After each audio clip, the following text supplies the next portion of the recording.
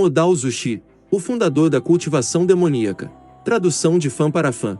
Autora: 墨香铜臭。 E não se esqueça de se inscrever no canal e deixar aquele like para não perder os novos capítulos. Ajude a autora e compre a obra original traduzida em português pela editora New Pop, para que cada vez mais obras chinesas possam vir ao nosso país. O link do livro está abaixo na descrição do vídeo. Capítulo 4. Agressão, Parte 2. O primeiro pensamento de Wei Wuxian foi que algo tinha dado errado com a formação das bandeiras que os garotos fizeram. Suas invenções precisavam ser usadas de modo extremamente cauteloso, ou então desastres poderiam acontecer. Foi por isso também que ele tinha ido verificar se havia algo de errado com os símbolos. Os servos que adentraram a casa o agarraram e o arrastaram para fora, e Wei Wuxian apenas endireitou o corpo permitindo que o levassem sem dificuldade, para poupar esforços. O salão leste estava abarrotado de pessoas, quase mais lotado que antes quando os aldeões da Vila Mon assistiam ao espetáculo de Wei Wuxian no dia anterior. Todos os servos e parentes estavam presentes. Alguns ainda estavam com as roupas de baixo e não tiveram tempo de pentear os cabelos, mas todos pareciam apavorados. A senhora Mo estava caída em seu assento, como se tivesse acabado de acordar de um desmaio. Traços de lágrimas podiam ser vistos em suas bochechas, e seus olhos estavam vermelhos e úmidos. Logo à frente de Wei Wuxian havia uma coisa com forma humana, deitado no chão, com o corpo coberto por um tecido branco e apenas a cabeça à mostra. Lan Shizu e os outros rapazes tinham expressões pesadas, inclinando-se para verificar a situação e conversando com vozes suaves. A conversa chegou aos ouvidos de Wei Wuxian. Lan Shizu perguntou: "O corpo acabou de ser descoberto." O rapaz o respondeu, com o mesmo tom baixo e calmo: "Depois de eliminar os cadáveres ambulantes, nós corremos do pátio oeste ao pátio leste, e encontramos o defunto no corredor." A coisa com forma humana, devido às circunstâncias, era a Mozian. Porém, olhando de relance não era possível reconhecê-lo, então Wei Wuxian teve que observar mais atentamente o cadáver para conseguir ver os traços de Mozian. Embora as feições fossem claramente as do seu primo mesquinho, as maçãs do rosto estavam muito profundas, os olhos esbugalhados e a pele completamente enrugada. Também parecia que seu sangue e sua carne tinham sido sugados, transformando em um esqueleto revestido com uma fina camada de pele. Se, antes disso, Mozian era apenas feio, agora, seu cadáver era feio e velho.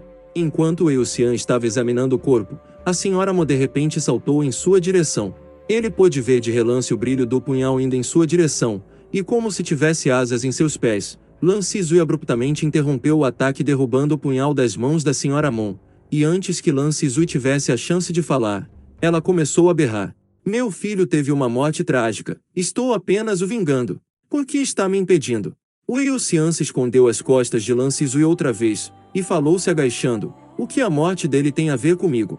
Durante o dia, Lan Shizu tinha visto Wei Wuxian fazer um escândalo no Salão Leste, e durante a tarde ele também tinha escutado muitos rumores dos aldeões. Mas se sentia extremamente compadecido pelo doente, e não podia evitar de ficar ao lado dele. Senhora Mon, vendo pelo estado do seu filho, ele teve a carne e a essência retiradas do corpo, o que quer dizer que foi morto por seres malignos, não pelo seu sobrinho. O peito da senhora Mo inflou. "Você não sabe de nada. O pai do lunático era um cultivador. Ele deve ter aprendido algum feitiço demoníaco com ele."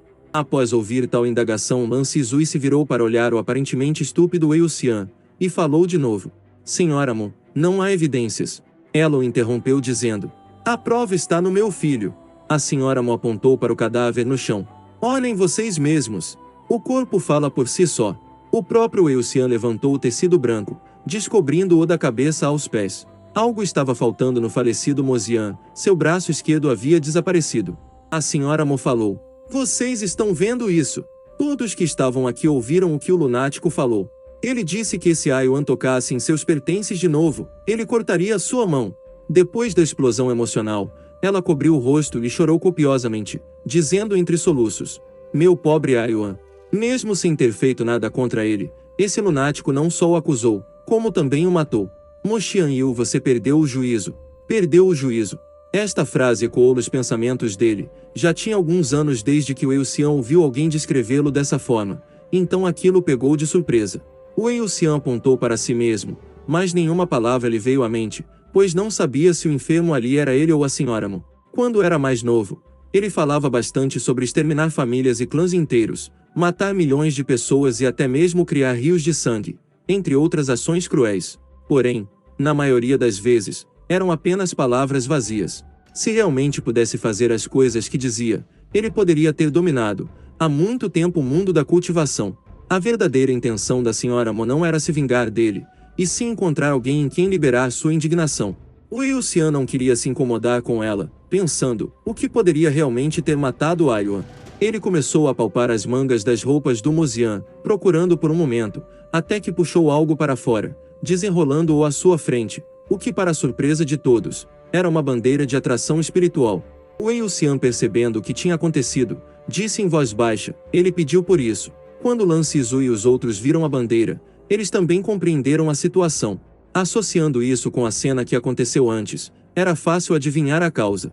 Durante o dia, Mozian tinha perdido a face por causa da encenação de Mo Xianyu, acendendo dentro dele um desejo de acertar as contas. Entretanto, Mo Xianyu perambulou do lado de fora por um longo tempo, retornando à sua casa de madrugada, mas Mozian planejava surpreendê-lo à noite, quando ele estivesse retornando. Com isso, ao anoitecer, ele saiu escondido, e estava passando pelo pátio oeste quando viu as bandeiras de atração espiritual nas paredes. Ainda que lhe tivessem dito repetidas vezes para não sair nem se aproximar do pátio oeste durante a noite, e especialmente para que mantivesse distância daquelas bandeiras negras, Mozian pensou que tinham falado aquilo, por estarem com medo de que as pessoas roubassem as valiosas armas. Ele não fazia ideia dos efeitos das bandeiras de atração espiritual, muito menos que se as segurasse, ele se tornaria um alvo vivo. Mozian tinha se viciado em furtar os talismãs e ferramentas mágicas do primo, e sempre ficava louco para tomar itens estranhos assim, não desistindo até que os conseguisse. Desse modo, quando os cultivadores estavam eliminando os cadáveres ambulantes no pátio oeste, ele discretamente roubou uma flâmula. A formação de bandeira usava 6 flâmulas, das quais 5 estavam estabelecidas no pátio oeste, com os garotos da família Lan servindo de isca. No entanto, todos eles estavam carregando consigo incontáveis equipamentos mágicos. Embora Mozian tenha pego apenas uma bandeira, ele não tinha qualquer ferramenta de proteção. Era senso comum escolher o mais fraco, então os seres malignos seriam naturalmente atraídos para ele. Se houvesse apenas cadáveres ambulantes, não seria muito preocupante. Todavia, mesmo que Mozian fosse mordido por um, ele não morreria imediatamente e ainda poderia ser salvo. Lamentavelmente, a bandeira de atração espiritual acidentalmente atraiu algo pior do que um cadáver ambulante. Wei Wuxian ergueu seu pulso. Como esperava, um entre os cortes em seu braço direito tinha se curado. Ao que parece, ele teve um golpe de sorte. O contrato sacrificial tinha considerado a morte de Mozian como um feito seu. A Sra. Mo estava bem ciente do desvio de caráter de seu filho, mas ela não estava disposta a admitir que Mozian causou a própria morte. Devido à impaciência e à raiva, ela pegou uma xícara e jogou na direção da cabeça de Wei Wuxian. Se você não o tivesse incriminado na frente de tantas pessoas ontem, ele não teria saído no meio da noite. É tudo culpa sua, seu imprestável. Wei Wuxian desviou da xícara. A Sra. Mo se virou para Lan Shizu e abruptamente os acusando aos berros. E vocês? Seu bando de tolos inúteis! Vocês cultivam e afugentam espíritos malignos, mas não podem sequer proteger uma pessoa. Aiyuan ainda era uma criança. Os rapazes ainda eram jovens e inexperientes demais para encontrar algo errado na área, por isso eles lamentavam por não terem detectado um ser tão maligno como este. Em todo caso, depois da repreensão sem sentido da Sra. Mo, todos eles pareciam exasperados. Afinal, eles cresceram em uma família proeminente, então ninguém se atrevia a tratá-los desse jeito. A seita Guzulan era extremamente rigorosa com seus discípulos, proibindo violência contra pessoas impotentes, não permitindo sequer o desrespeito. Por esse motivo, mesmo que estivessem descontentes, eles tinham que aguentar tudo sem externalizar suas emoções. No entanto, Wei Wuxian não podia mais suportar aquilo, e pensou, tantos anos se passaram, mas os valores do clã Lan ainda são os mesmos. Qual o propósito desse pretenso autocontrole? Não importa, vejam como eu resolvo isso. Ele puxou um catarro ou cuspiu ruidosamente e disse, com quem você pensa que está falando? Acha mesmo que eles são seus servos? Eles percorreram um longo caminho para virem aqui e exorcizarem espíritos malignos para você, sem pedir um tostão. E ainda os trata desse jeito. Qual era a idade do seu filho? Ele devia ter pelo menos 17, então como ele ainda era uma criança. Quão jovem uma criança tem que ser para não entender linguagem humana básica? Eles instruíram repetidamente a não tocar em nada de uma formação e nem se aproximar do pátio oeste. Seu filho se esgueirou lá fora à noite porque quis. Isso não é culpa minha ou deles. Landingui e os outros soltaram a respiração, com uma expressão bem mais relaxada. A senhora Mo estava extremamente pesarosa e ressentida, e tudo em que ela podia pensar era em morte. Não em sua própria morte para que pudesse estar junto do filho, mas sim a morte de todos no mundo, especialmente daqueles diante dela agora. Ela tinha o hábito de ordenar que o marido fizesse tudo, e então bateu nele. Chame todos! Chame-os aqui dentro! Todavia seu marido estava em transe, possivelmente por causa do trauma do falecimento de seu único filho, e ele a empurrou fortemente em protesto. Aquilo pegou a senhora Mo de surpresa, caindo no chão. No passado, a senhora Mo nem mesmo precisava o instigar. Se ela apenas levantasse a voz, ele obedeceria imediatamente. Como ele ousou revidar, ainda mais num dia como este? Os servos estavam todos apavorados. Adin a ajudou a se levantar tremendo de medo.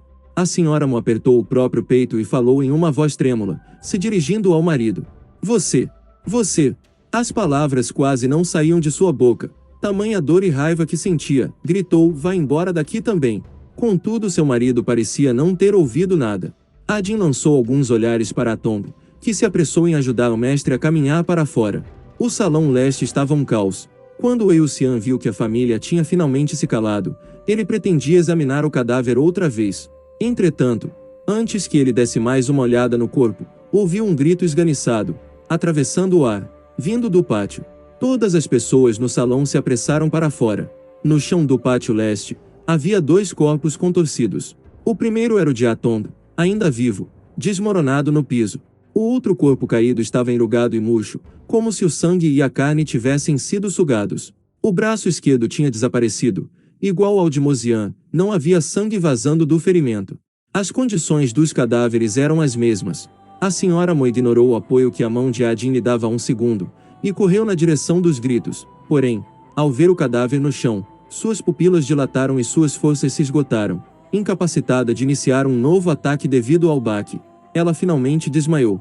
Wei Wuxian acabou sendo a pessoa mais próxima a ela, e a segurou, passando-a logo em seguida para Adin, que acabava de chegar. Wei Wuxian analisou novamente seu braço direito e viu que outro dos seus cortes havia sumido. O que quer que seja, os atacou apenas poucos segundos antes de Wei Wuxian pisar no limiar do salão, sem nem sequer ter chego ao pátio leste ainda. Viu o marido da senhora Mo morrer de forma lastimável. A criatura maligna que os estava atacando era extremamente violenta. Lan Sizui, Lan Jingyi e os outros empalideceram. Estavam amedrontados e confusos. Lan Sizui foi o primeiro a se acalmar e perguntou a Atomb, que ainda estava deitado no chão. Você viu o que lhes atacou? Atomb estava quase morrendo de medo, incapaz de abrir a boca, com os olhos esbugalhados, tremendo dos pés à cabeça. Mesmo depois de alguns instantes perguntando, Atomb ainda não conseguia responder e apenas balançava a cabeça repetidamente. Lan Sizui ficou ainda mais ansioso após ver que não conseguiria resposta alguma de Atomb, e pediu a outro discípulo para levá-lo de volta para dentro. Então se virou para Lan Jingyi perguntando, você enviou o sinal? Lan Jingyi respondeu, sim, mas se não houver superiores que possam nos ajudar na área, levaria pelo menos 1 hora para o nosso pessoal chegar aqui. O que devemos fazer agora? Nós nem sabemos o que foi isso. Obviamente, seria impossível os discípulos irem embora.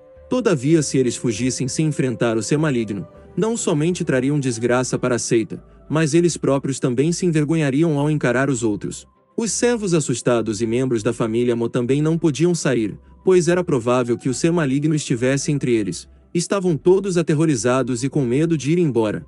Ao menos ali eles estavam diante de cultivadores. Lan Sizui cerrou os dentes. Vamos esperar pelos reforços aqui. Agora que o pedido de ajuda tinha sido enviado, outros cultivadores viriam auxiliá-los dentro de pouco tempo. Para evitar que as coisas saíssem do controle, Wei Wuxian deveria se retirar e se manter longe da situação. Se as pessoas que estavam a caminho o conhecessem ou tivessem lutado com ele no passado, seria difícil prever o que aconteceria a seguir. No entanto, com a maldição, ele não poderia deixar a Vila Mon tão cedo. Além disso, o ser que foi atraído aqui tinha tomado as vidas de 2 pessoas em um curto intervalo de tempo, o que quer dizer que devia ser algo extremamente cruel. Se Wei Wuxian partisse agora, quando a ajuda chegasse, As ruas da Vila Mo poderiam estar lotadas de cadáveres sem inúmeros braços esquerdos, incluindo também alguns discípulos, relacionados por sangue com o clã Guzulan. Após ponderar por um momento, Wei Wuxian tomou uma decisão e disse a si mesmo: acabe com isso rapidamente. Fim do capítulo.